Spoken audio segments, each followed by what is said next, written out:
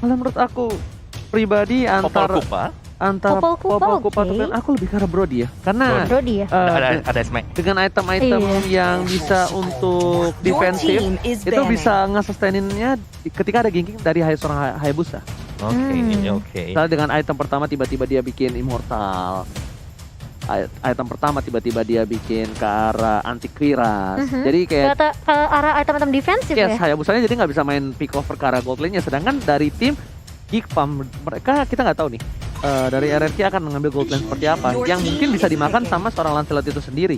Iya, dan Jauhead sudah dibuang juga oleh RRQ Hoshi kali ini. Berarti menyisakan cukup banyak pilihan sebenarnya untuk sisi gold lane-nya. Ada Brody, ada Clean, dan Popol Kupa. Yes, benar banget yang masih cukup available untuk kedua tim. Tapi Clean langsung diamankan terlebih dahulu untuk Geek Farm. Lolita enak.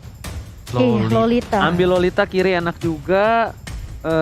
Abis itu main gold lane-nya Popol. Popol. Ya ada Popol bisa duel ya dengan si Clean juga. Atau untuk opsi-opsi lain ya kita tahu lah sekarang ini sebenarnya hanya 3 ya yang cukup available ya. Terlepas daripada dulu itu ada Beatrix. Sekarang kan Clean, Brody, Popol Kupa. Tambahin 1 Beatrix. Kalau mau nambahin yang lain lagi kita belum kelihatan. Lilia. Iya, tapi Romernya dia pakai Natalia. Ini bakal ganggu banget di early-nya. Apakah early game dari tim RRQ Hoshi dengan yang bisa kita bilang ofensif, kemungkinan besar dari draftnya mampu ditahan di jungler dari tim Geek Farm nih Momo-chan? ini bakal menjadi pertanyaan di mana kalau misalnya Natalianya sangat efektif dengan rotasinya.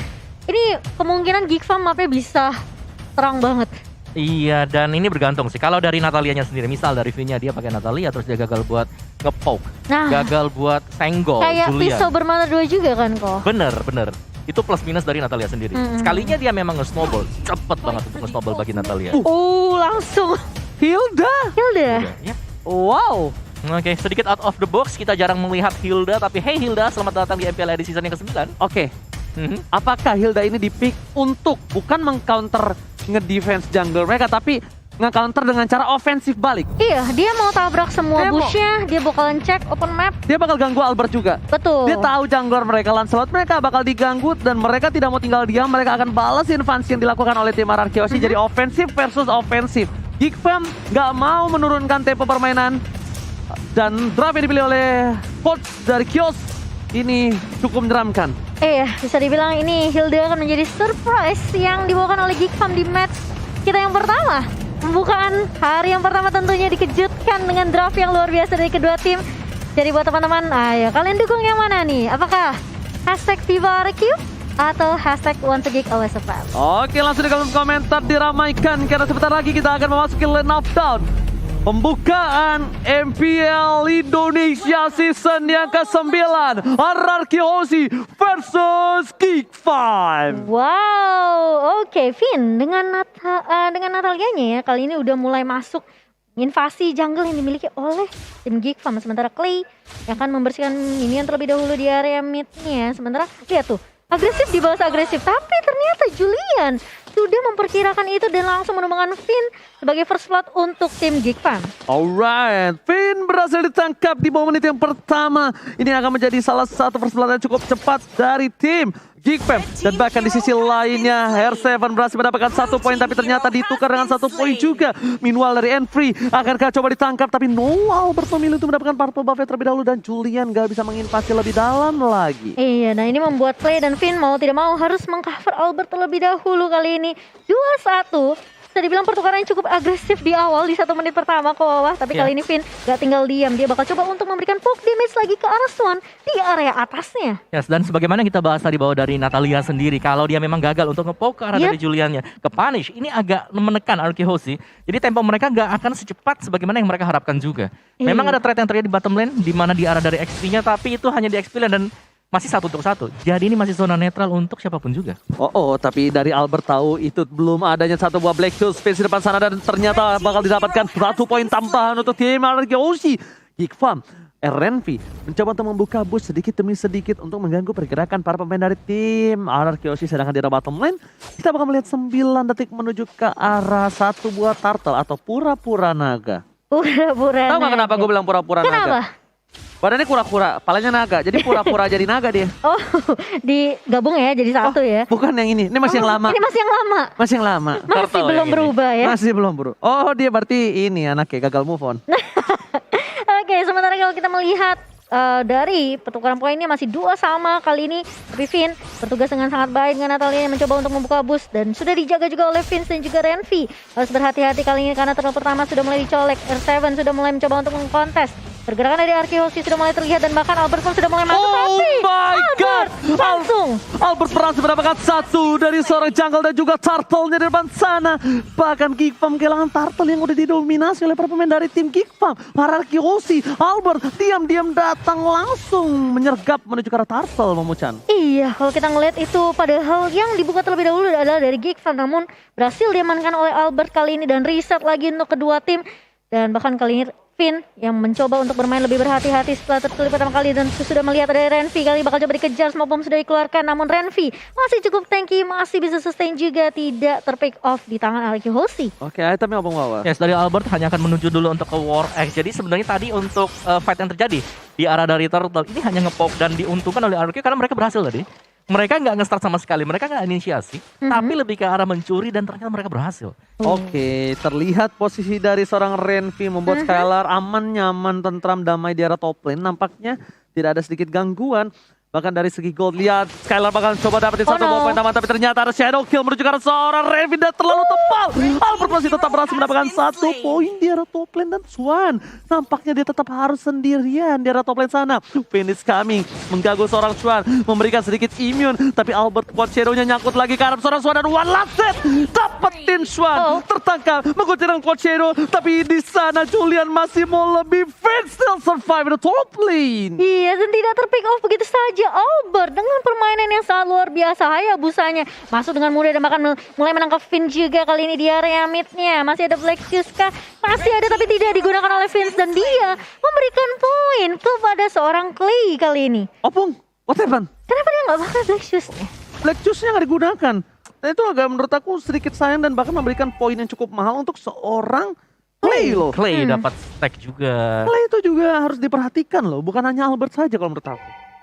Ya, dan bahkan untuk turtle-nya ya sekarang ya. Tadi di turtle yang pertama ketika Julian tumbang, dia itu ada purple buff yang lagi ready juga.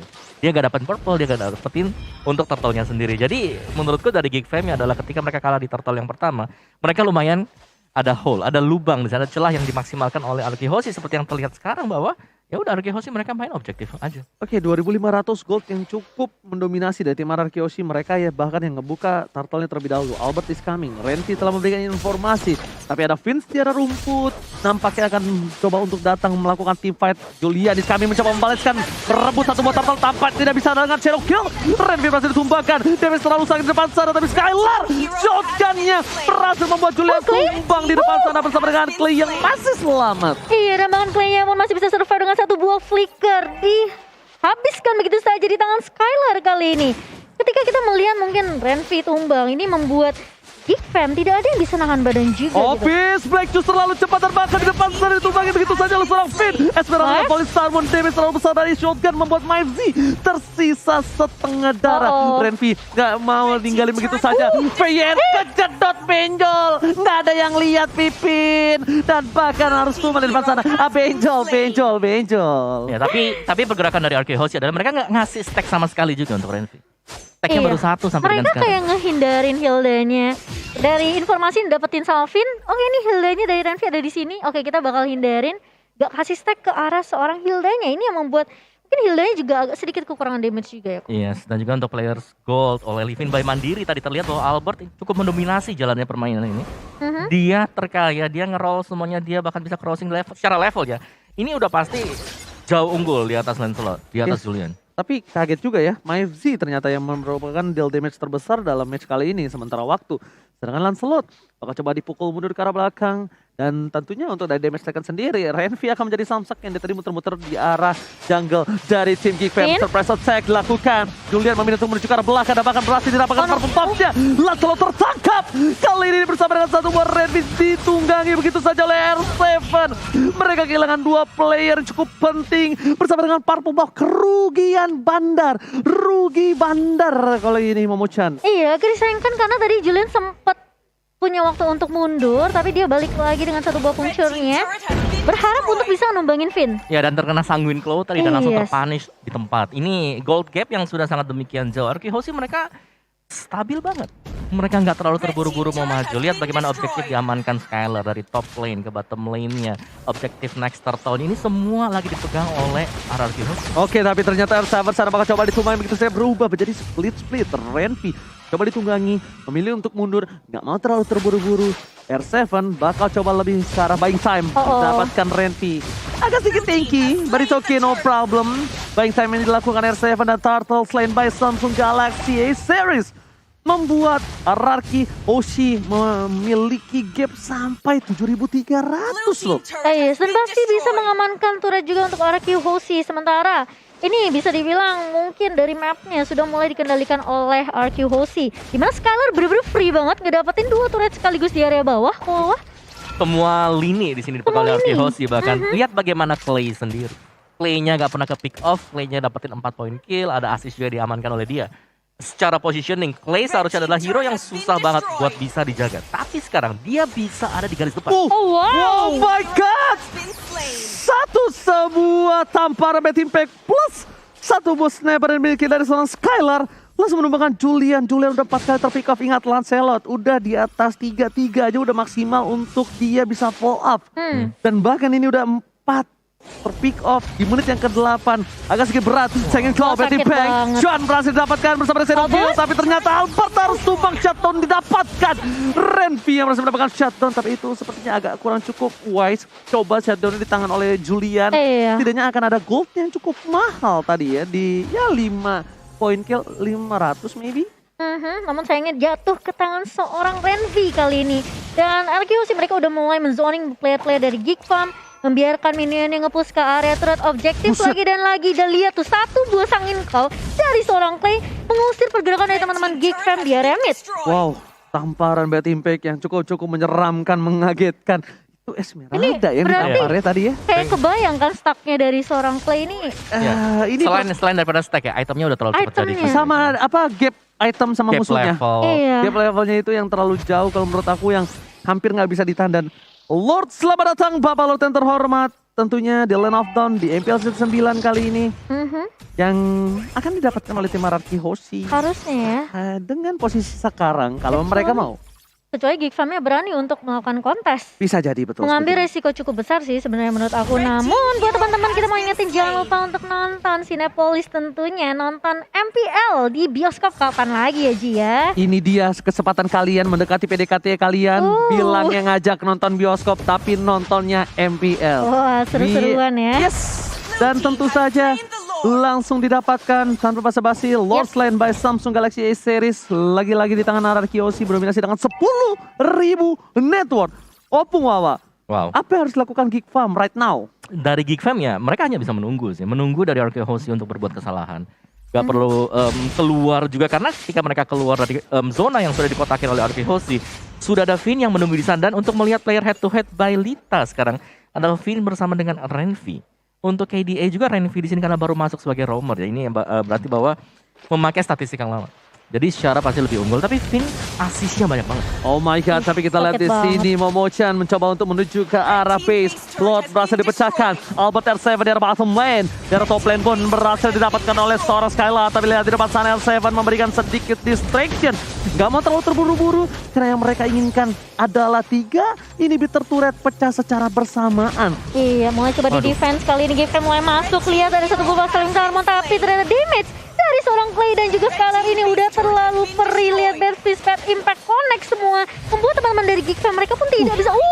Satu buah sniper dari seorang Skylar langsung menumbangkan seorang Finn. di sini Yoji. Oke, tapi ternyata Julian masih bertahan menuju ke arah base gap 50 menit Dan terjadi RRQ Oji dapetin satu lagi ke arah Hilda dan decision RRQ Oji take the game one. Wow. Permainan yang sangat mendominasi dari RRQ Hoshi di game yang pertama.